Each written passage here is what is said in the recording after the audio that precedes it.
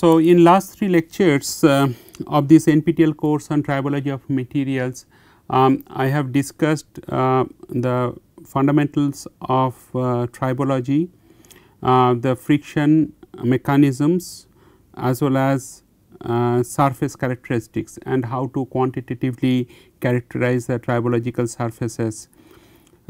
So, what I am going to do in this particular lecture is to discuss how to quantitatively compute the contact temperature.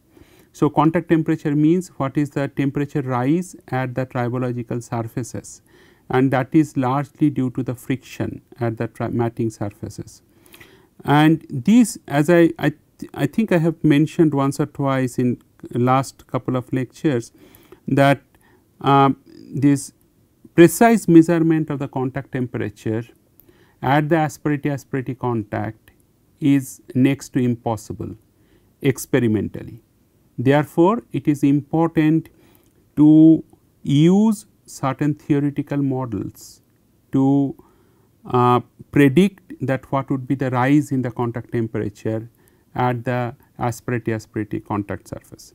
So, let us first recap in this particular slide what we have learned from last 1 or 2 lectures. So, if you look at this diagram, this is a spherical ball which is in contact with a flat surfaces. Both these surfaces, as you can see, they are nominally flat. If you see these particular flat surfaces, these flat surfaces are also nominally flat.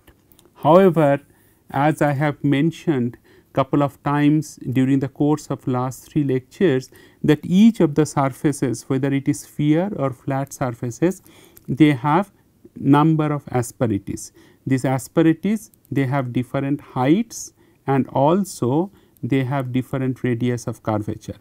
So, if I recap that surface asperities, so surface asperities, they have 2 different features, particularly we have mentioned A, that they have different heights from the mean line. Okay. So, how to define mean line? Mean line on any particular surfaces, for example, if I refer to this kind of surfaces. So, mean line, the way the mean line is defined if this is ML, mean line is defined as a line which divides this entire surfaces with the fact that above the mean line 50% of the material is contained within the asperities, and below the mean line again 50% of the materials are contained in these asperities. So, essentially what I am saying, this is H1, this height is H2, this height is H3, this height is H4. So, H1 is not equal to H2, is not equal to H3, is not equal to H4 and so on. Okay. So, what I am saying that all the asperities, they have a unique heights, and second thing, these asperities also have a different radius of curvature. So, these are very important thing, then different radius of curvature, and these different radius of curvature essentially also would influence the stress behavior, the stress that is experienced at the tribological surfaces. And so, in reference to the this earlier discussion, and in particular in the context of this particular figure, what it has been mentioned that there is a contact zone that will be developed, and this is the contact zone when this particular sliding solid, here is the sphere, will slide against a stationary solid. Then at this contact zone, this will experience extremely high temperature. What I mean by that, suppose the outside temperature is T and this contact zone average temperature is Tc. So, certainly Tc is greater than T.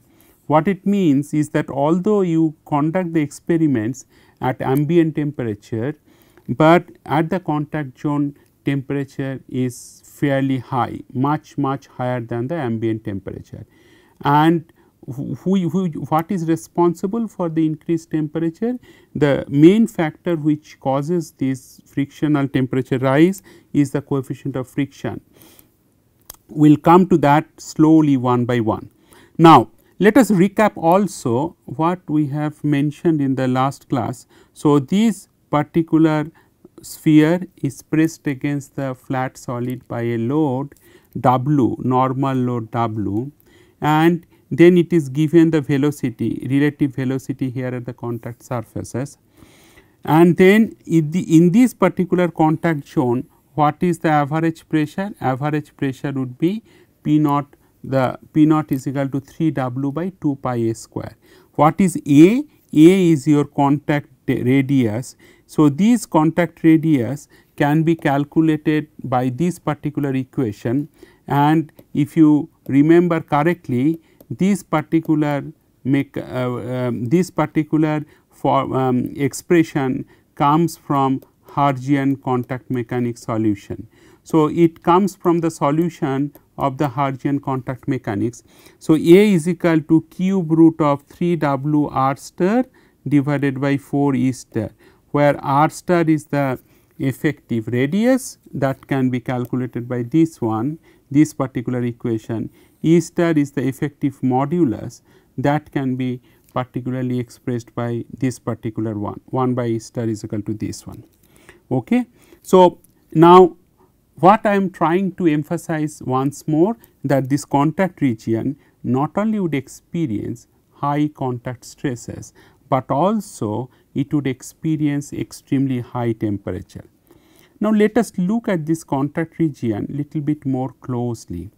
Now, for your better understanding, I am showing here only one surface, the top surface has been removed. Okay. So, what you see here in this bottom flat surface, that is the conical region here, and you can see that this particular conical region is actually what we can call is like a hot spot. This hot spot essentially means this is the asperity contact region. So, this is called asperity contact.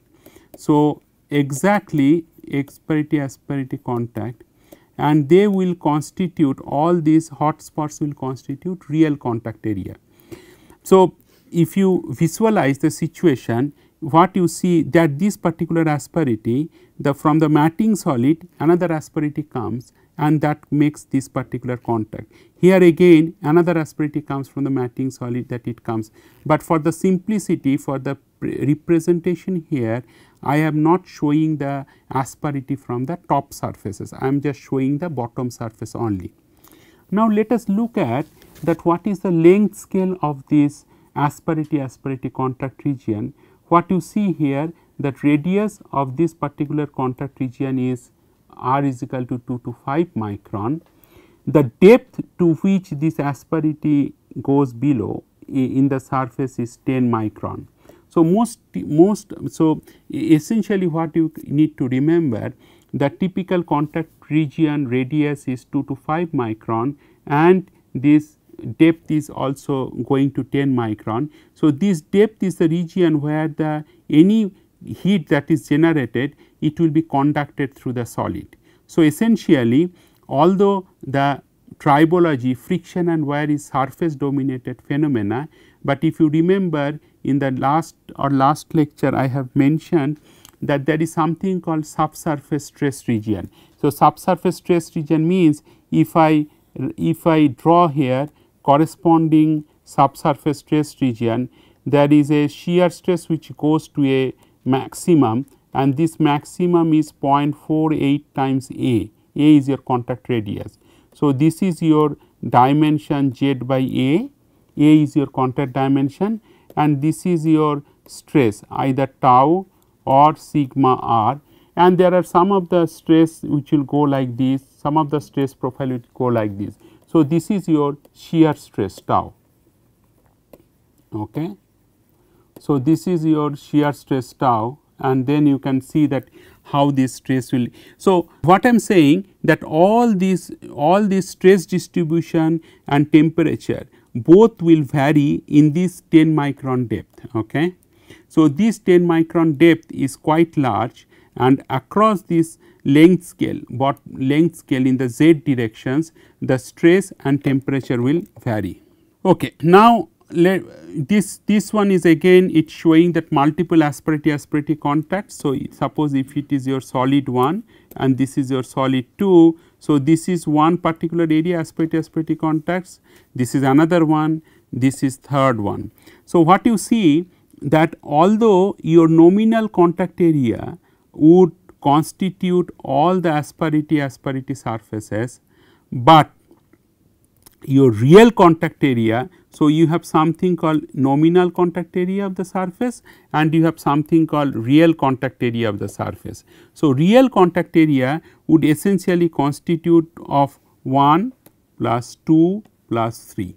I hope I am clear on this particular point. So, real contact area essentially would constitute of the actual asperity contacts. It will not constitute of this one, no, it will not constitute this one, no, it will not consider this one, it will not consider this one. Wherever the asperities from both the solids they come and they interact, that is the region that will constitute the real contact area AR. Okay. Now, we will see some of these equations. So, this is with reference to pin on disc. Why pin on disc? Because pin on disc contact is most widely used in tribological research and also tribological industry. So, pin on disc is kind of widely accepted. So, pin, it is a cylindrical pin, right. This cylindrical pin is held in a particular pin holder, and this pin holder is like it works like a heat sink. So, it is kept at a ambient temperature T naught. Now, this is a pin and this is your contact area, right. So, this contact area essentially what we are saying that nominal contact area. So, nominal contact area I have mentioned to you in the last slide. So, nominal contact area A n is equal to A subscript n is equal to pi r naught square, where r naught is your contact radius. Okay. Now, you have a disc which can be either rotating or your pin can be stationary. So, one of these matting solids either pin or disc is either stationary or rotating. Now, this is the contact area A n, nominal contact area, not real contact area, where heat will be generated and then heat flask will be conducted either through pin or through the disc, or in other words you can say that whatever heat that will be generated at the contact region, that will be partitioned between the pin and between the disc. Okay. Now, to what extent this will be partitioned between the pin and the disc, that depends on what are the relative properties of the pin and what are the relative properties of the disc. So, relative properties of the pin, disc properties for the K2 is your thermal conductivity and alpha is the thermal diffusivity. Similarly, pin is that H1, K1 is your thermal conductivity and alpha 1 is your thermal diffusivity. So, typically alpha is your thermal diffusivity and K1 is your thermal conductivity. So, the subscript 1 and 2 essentially means that is that whether it is a disc or in the pin. Now, what would be the total heat that would be generated, that has been mentioned here. So, total heat is nothing but Q is equal to mu is coefficient of friction, Pa is nothing but P naught, what you have seen in the earlier things. So, P naught, if you remember correctly, P naught is equal to 3 W by 2 pi. With respect to this particular equations, particular figure, it is 2 pi r naught square. So, this is your P naught, that is the apparent contact pressure or nominal contact pressure. V, small v, this V is your sliding velocity. What is A n not A n is your nominal contact area and A r is equal to real contact area. Now, let me write this equation again. Q is equal to mu P naught, V is a sliding velocity, A n divided by n A r. So, A n is your normal contact area, that is P pi r naught square, and P naught is equal to nothing but 3 w by 2 pi r square. Your real contact area is this one, A r. So, A r, if you look at this particular slide, it is very clear to you that A r would be much less than A n, right. Physically it is clear, because real contact area is much smaller than the nominal contact area, because nominal contact area is across the entire surface and real contact area will constitute only the asperity contact. So, now if you go back to this particular case, so from this particular case A n by A r, with this argument A n by A r would be much greater than 1, because your A r is very small, right. If A r is small, then A n by A r would be much greater than 1. So, you can see from simple arguments that heat generated would be quite substantial in magnitude, and this heat that will be partitioned between the pin and disc, that we can calculate by this particular equation. There are several models that are available. So, one of the model is called Kong-Ashby model. Mike Ashby was a professor at Cambridge University. So, what they proposed, that flash temperature Tf. What is flash temperature? So, there are two temperatures that is important. One is called flash temperature.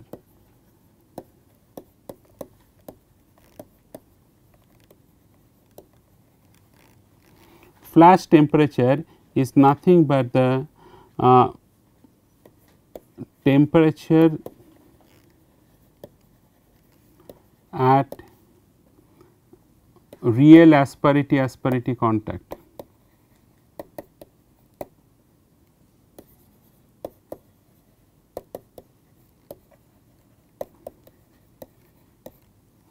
And there is something called bulk temperature. So, in all these mathematical equations that will follow now, we will be using these two terms. One is that flash temperature Tf and one is a bulk temperature Tb. So, this is the temperature at nominal contact area.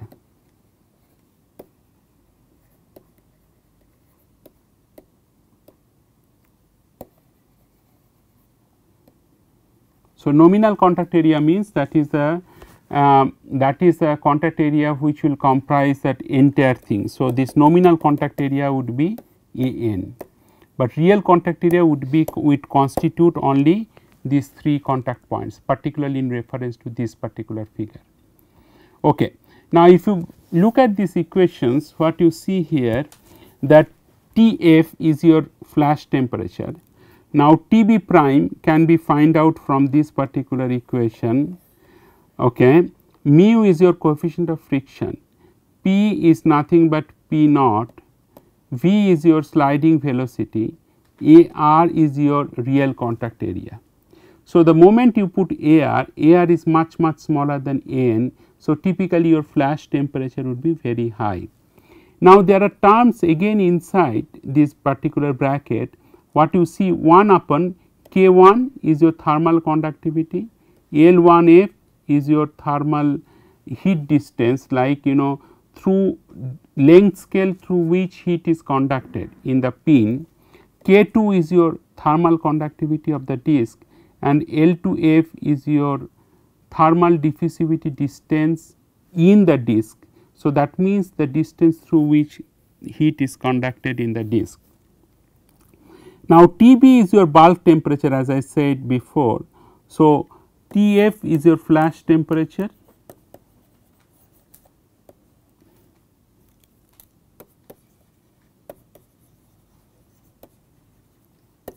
and Tb is your bulk temperature.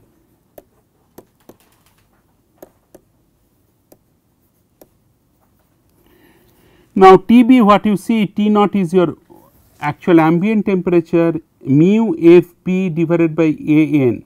So, in one of the cases Tf flash temperature you see, that is real area of contact is taken Ar. When you define that bulk temperature, it is the nominal contact area An which is taken, mu is your coefficient of friction, capital F is your frictional force, V is your sliding speed. 1 divided by K1 and K2, K1 is your thermal conductivity of solid 1, K2 is your thermal conductivity of solid 2 and L1B is your thermal conductivity, thermal diffusion distance in bulk in solid 1 and bulk in solid 2. So, if you plug in all these values, now Tb values you put it here, and then if you put this Tb prime values here, then you can get the Tf. So, bulk temperature calculation is fairly easier compared to flash temperature. Okay. So, this Tf and Tb you can calculate in this manner. Now, these other things which are important is that this is that actually that all these different parameters which are used in all these expressions. So, An and Ar as I said nominal contact area and real contact area, then this is P is your normal load, H is your hardness, K1, K2 is the thermal conductivities of solid 1 and solid 2, L1F and L2F I have mentioned while defining flash temperature, that is equivalent linear heat diffusion distance. L1B and L2B is your equivalent linear heat diffusion distances for the two matting solids in case of bulk heating, and R naught is your radius of normal contact area, R A is the radius of a junction, V is your sliding velocity and mu is your coefficient of friction.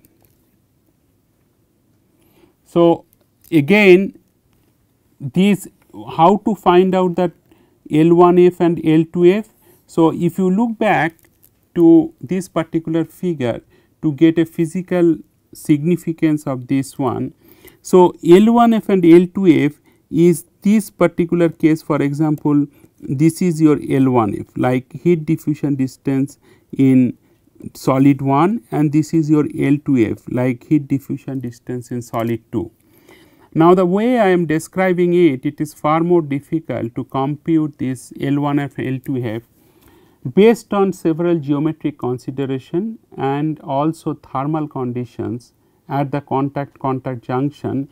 This L1F and L2F can be calculated by these two equations, and what you see here, that is L1F is equal to Rj by pi to the power 1 by 2. This is tan inverse is coming because of some geometric configuration. Now, what is N? N is the number of asperities. N is a measure of the lifetime of a contacting asperity. What is the lifetime? That means that how much time that this contacting asperity will survive in this particular case. Now, chi 1 and chi 2, if you see that chi 1 and chi 2, it is the thermal diffusivities of 1 and 2. So, so all these things, instead of K1 and K2, they have put this chi 1 chi 2, and from this you can calculate this. And Rj, how to find out the values of Rj? Rj is nothing but R naught. R naught is your actual contact radius into 1 minus P upon Ps. And what is Ps? Ps is defined as the scissor load. Scissor load means at what load these materials they seize at the contacting surfaces. R naught by Ra square plus 1. And then finally, that Ps, that is scissor load, one can calculate by this particular equation where Ps is equal to An H naught divided by 1 plus 12 mu square to the power 1 by 2. What is H naught?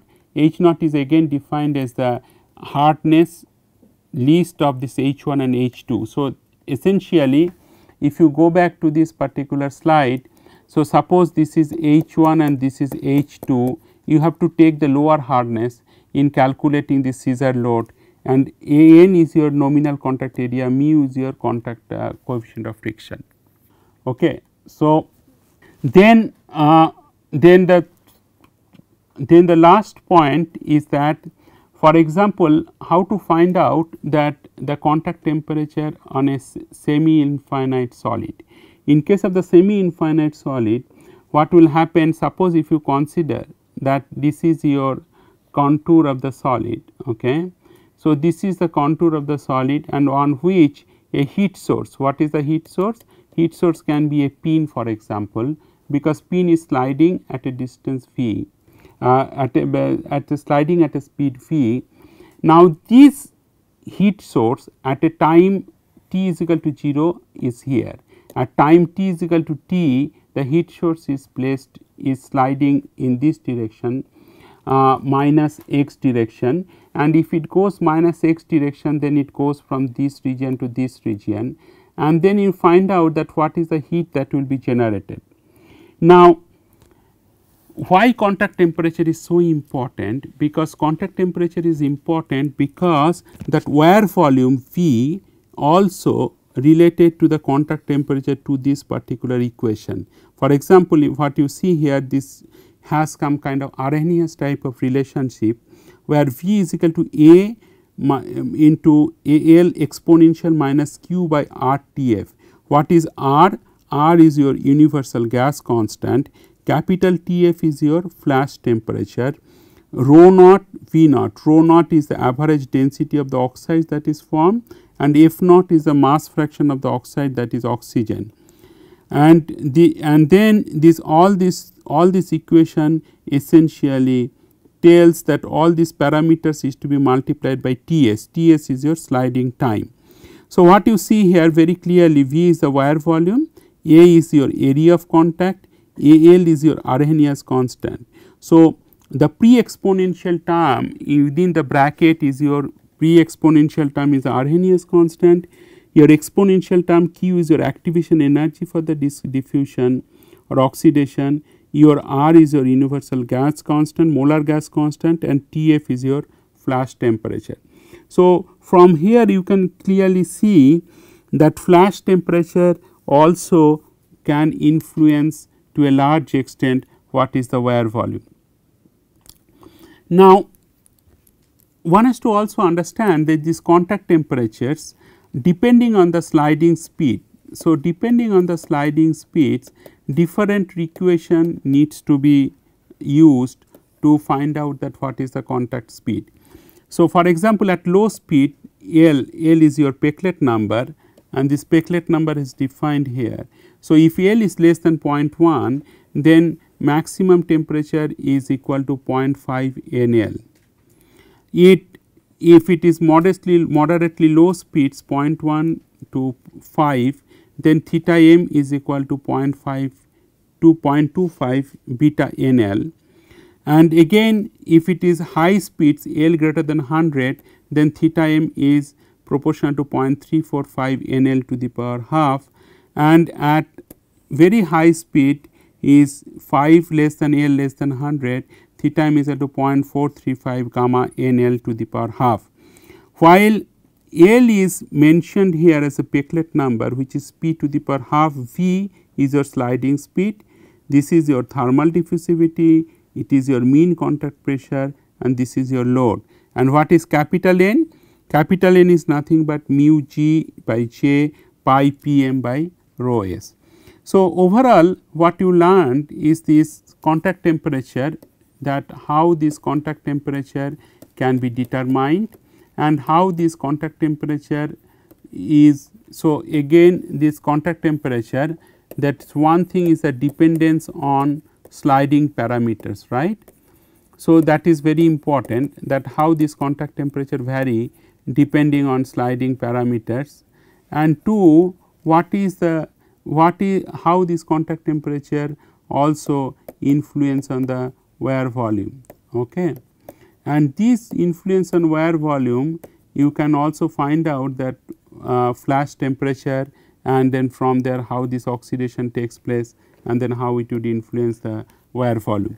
In metals, for example, phase transformation also takes place in metals and some of the ceramics like zirconia and all.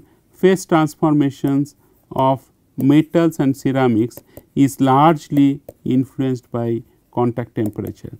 So, from material science point of view, the contact temperature is very important, because contact temperature can cause certain phase transformation in titanium alloys or some zirconia ceramic to happen, and as a result the material properties also would change substantially because of the large contact temperature. Thank you.